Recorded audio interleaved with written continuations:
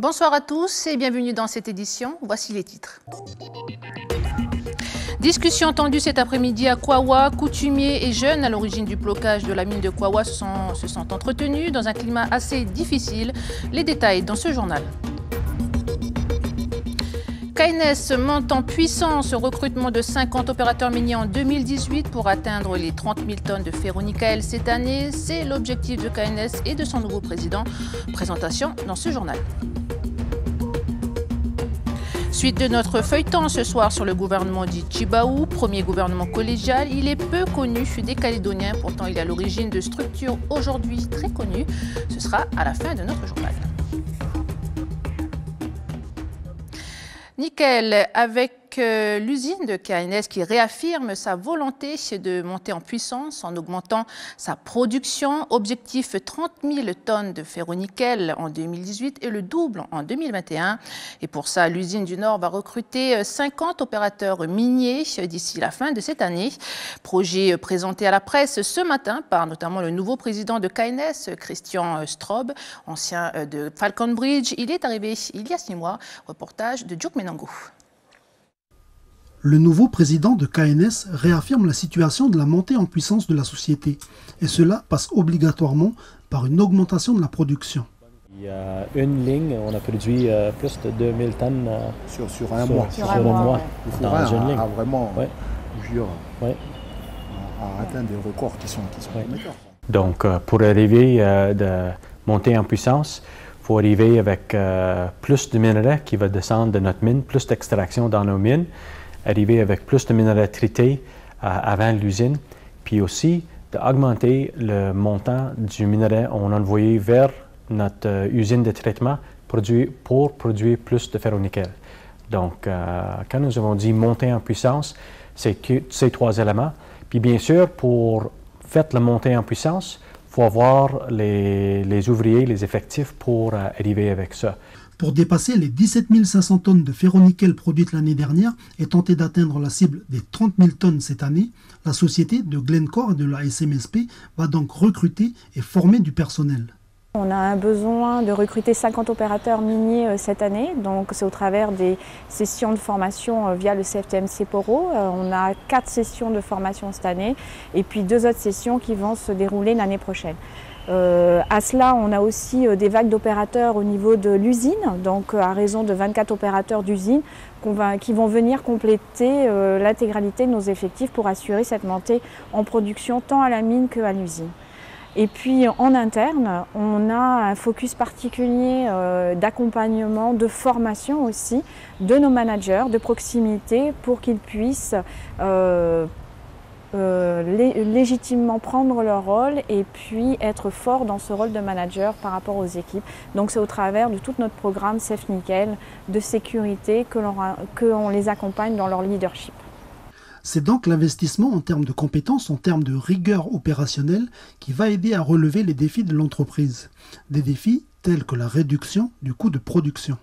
Aujourd'hui, dans un contexte commercial international tendu par la politique de Donald Trump, KNS comme la SLN, cherche à rapprocher un coût de production de 4 $ la livre de nickel pour concurrencer avec les leaders mondiaux que sont l'Indonésie, Philippines, Russie ou encore le Japon. Entretien tendu entre les coutumiers et les jeunes de Kawipa, responsables du blocage de la mine de Kwawa.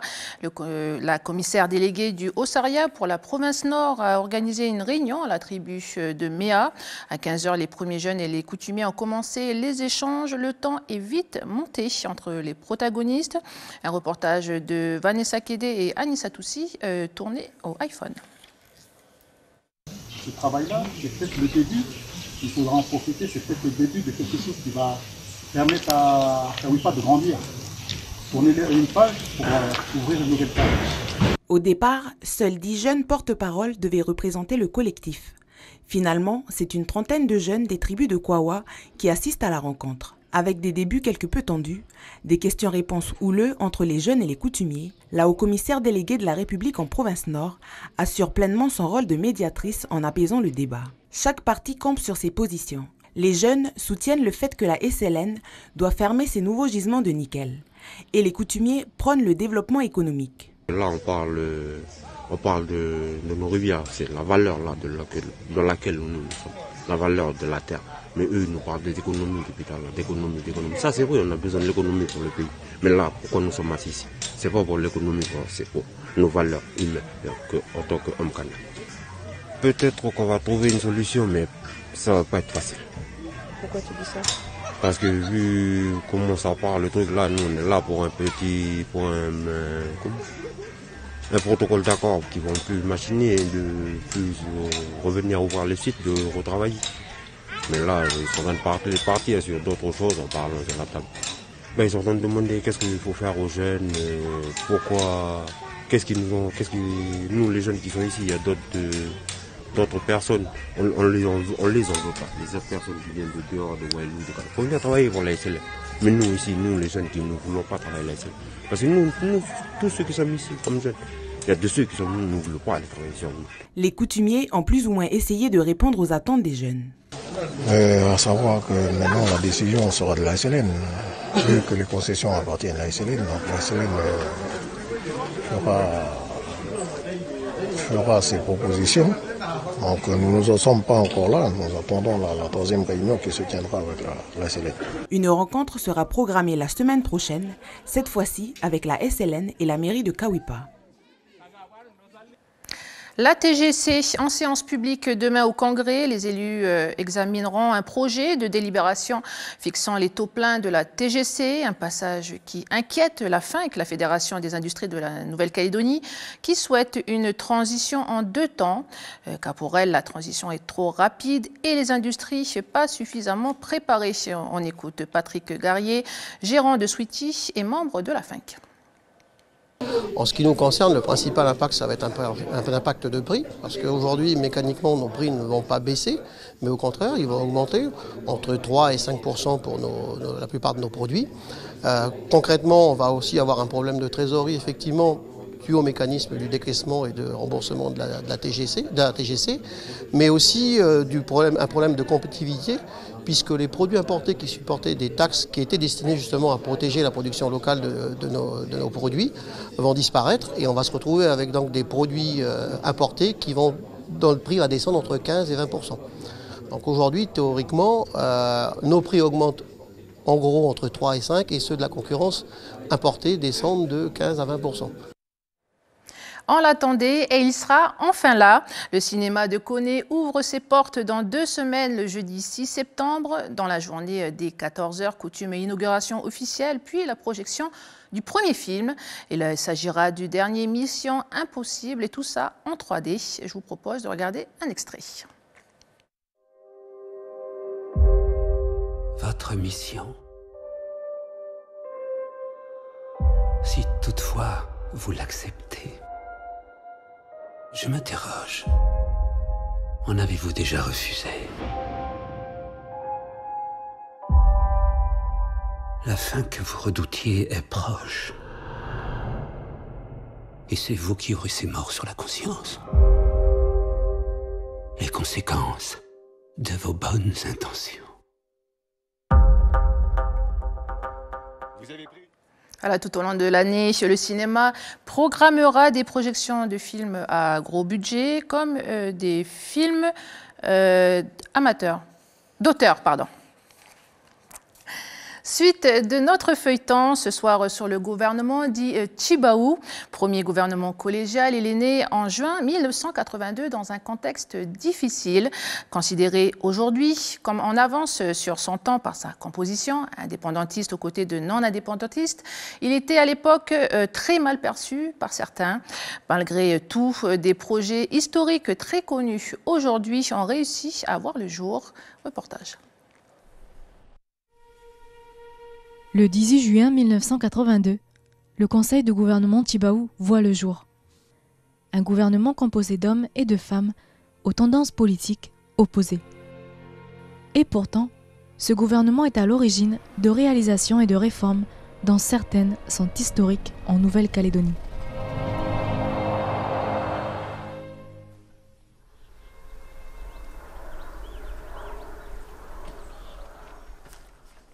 Jean-Pierre Haïfa, ancien président de la FNSC, était à cette époque président de l'Assemblée territoriale aujourd'hui le Congrès. La composition de ce gouvernement est en grande partie due à son parti politique. Anti-indépendantiste, la FNSC se tourne naturellement d'abord vers le Rassemblement pour la Calédonie dans la France, le RPCR. Mais les deux partis ne s'entendent pas. On fait une alliance avec le RPCR, mais sur un programme, mais ce programme donc ne peut être réalisé. Ce programme, effectivement, il y avait des réformes importantes, et plus particulièrement la fiscalité directe. Il ne restait plus qu'une solution. Alors que tous les yeux sont sur ce nouveau gouvernement, le vice-président pose sur la table son premier dossier. Un sulfureux premier dossier. La mise en place de la fiscalité directe. Une première en Nouvelle-Calédonie. Mais la mise en place de cette réforme ne réjouit pas tout le monde. La réforme est contestée et l'Assemblée territoriale envahie.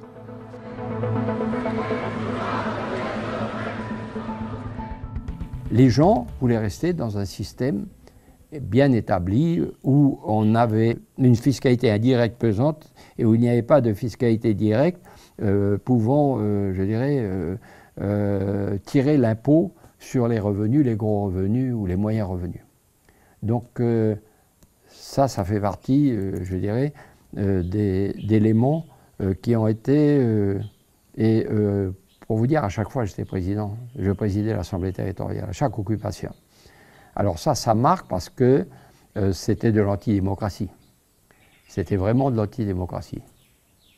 Dans sa lancée, Jean-Marie Tjibaou fait part à Stanley un projet qu'il chérit depuis longtemps. Avoir une compagnie aérienne 100% calédonienne. Les gens disaient mais ça va coûter trop cher, de toute façon c'est pas faisable. C'était quand même une minorité qui disait ça. La majorité considérait qu'il fallait développer. Le 24 août, le projet Aircalin est déposé sur la table de l'Assemblée territoriale. Il est voté à l'unanimité. Et ce projet ambitieux n'attirera que quelques investisseurs, tels que Didier Leroux ou Bill Ravel. Heureusement, le gouvernement identifie un potentiel collaborateur. Un voisin du Pacifique, un collaborateur inattendu, un des plus petits États au monde, Nauru. À elle seule, la compagnie de Nauru desserte toute la Mélanésie, en plus d'autres grandes archipels comme l'Australie ou Hawaï. Stanley leur fait part du projet Aircalin. Ils ont été d'accord, on s'est mis d'accord, on les a rencontrés à Melbourne. Et au départ, il y a eu un vol qui passait par Nouméa, qui allait en Australie.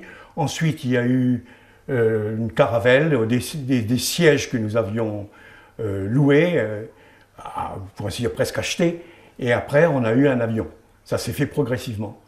Et je dois dire qu'à l'Office du tourisme, que j'ai eu l'honneur de présider, il y avait vraiment on se prenait vraiment pour des pionniers. Il y avait un souffle. Détenue à 99% par le gouvernement de la Nouvelle-Calédonie, la compagnie rapporte aujourd'hui plus de 150 millions d'euros, soit près de 17 milliards de francs CFP à la Nouvelle-Calédonie. Mais le 10 janvier 1983, une tragédie va mettre en péril la cohésion du gouvernement Tjibaou.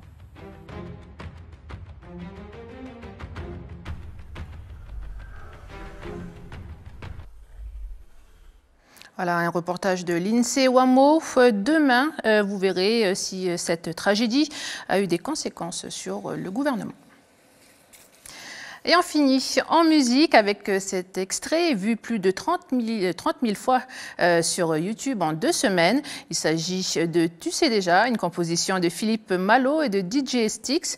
L'artiste a décidé de déposer sa musique sur les différentes plateformes de téléchargement payantes dès vendredi. Dès lundi, il pourra être téléchargé. Je vous propose d'écouter un extrait.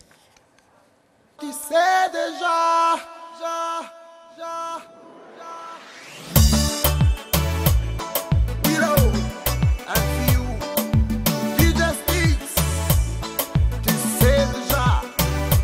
mon cœur est long quand je revois nos photos de souvenirs. Rappelle-toi, venant notre première danse.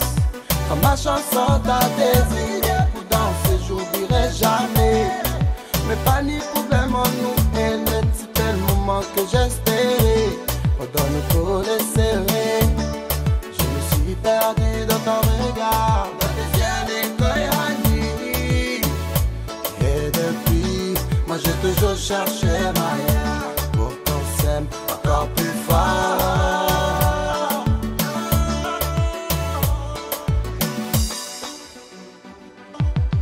Les mots me manquaient pour pouvoir m'exprimer, mais il faut que tu le saches que oui, j'étais bien obligé d'admettre que je t'aimais. Voilà, c'est la fin de ce journal. Tout de suite après votre météo, votre émission Bienvenue dans la bande. Aurélie Néaoutine et Stéphanie Marlier reçoivent Dominique Fleureau, passionné en botanie. Il viendra nous parler de l'application PlanteNet. Elle sert à découvrir la flore calédonienne. Voilà, merci de nous avoir suivis. Excellente soirée à vous et à demain.